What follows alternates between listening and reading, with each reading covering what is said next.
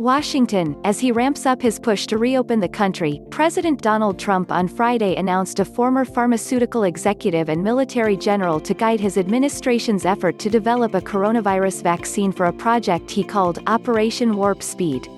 The announcement comes in some unspecified time within the future after ousted vaccine chief Rick Bright said there are not any plans to distribute a vaccine on an equitable scale and called the timeline of 12 to 18 months being presented an aggressive schedule. A lot of optimism is swirling around a 12 to 18-month timeframe if everything goes perfectly. We've never seen everything go perfectly, Bright said Thursday before House lawmakers. I think it's visiting take longer than that to undertake to do so. On the House floor Friday, members are practicing social distancing and some wearing masks to vote on a historic proxy voting measure and $3 trillion coronavirus relief package, the largest relief bill in U.S. history, which includes another round of direct payments to Americans. Here are the most recent developments within the Gov response. Trump names leaders of Operation Warp Speed, says vaccine could proceed the highest of the year.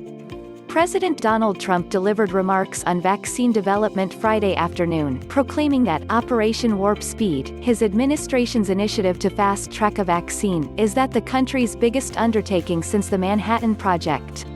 Nobody has seen anything like we do now within our country since the Second Warfare.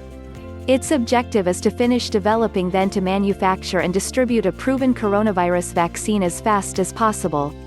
Again, we'd wish to see if we are able to screw before the highest of the year, Trump said, adding that the military is totally involved.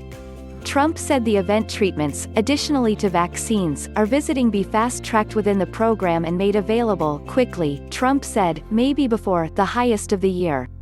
From the Garden Friday afternoon, the president formally announced that former pharmaceutical executive Moncef Slaoui will lead vaccine development with Army General Gustave Perna, the Commander People Army Materiel Command, working alongside him.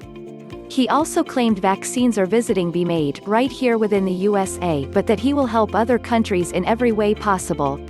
We haven't got any ego when it involves this. No ego whatsoever, Trump said.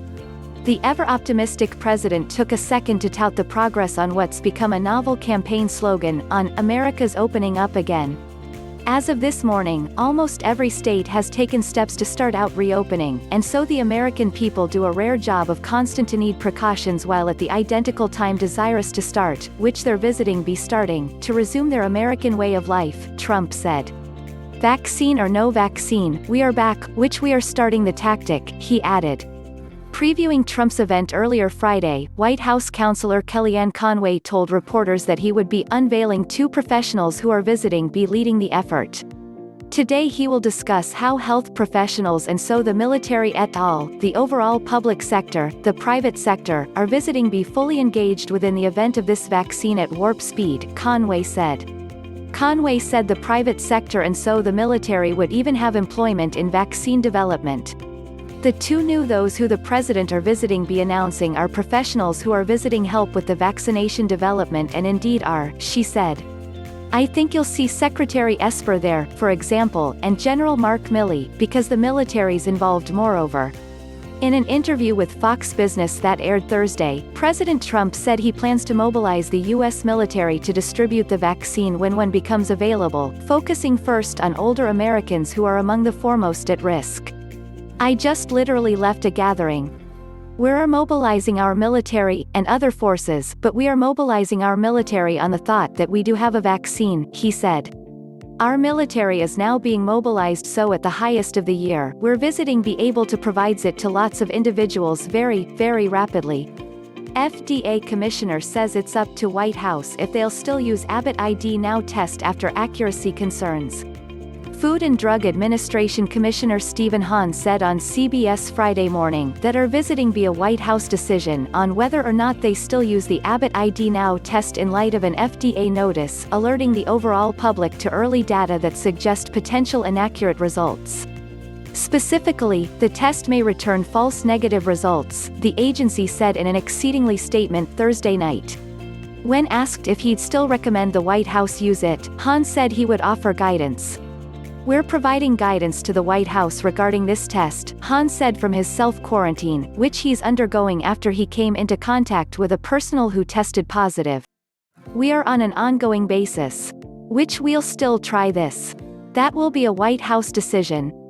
Han noted that the FDA continues to recommend its use or to possess it available for use, which, in light of the notice his agency sent, it could also be worth, if the test is negative, getting a second confirmatory test. "That's what our guidance is about." He also said the FDA is constant to investigate the matter but that others haven't reported the identical problems. "There are some data to suggest that there could even be inaccuracies, false negatives, with the Abbott test," he said. "However, there are many users who have contacted us and haven't had this problem.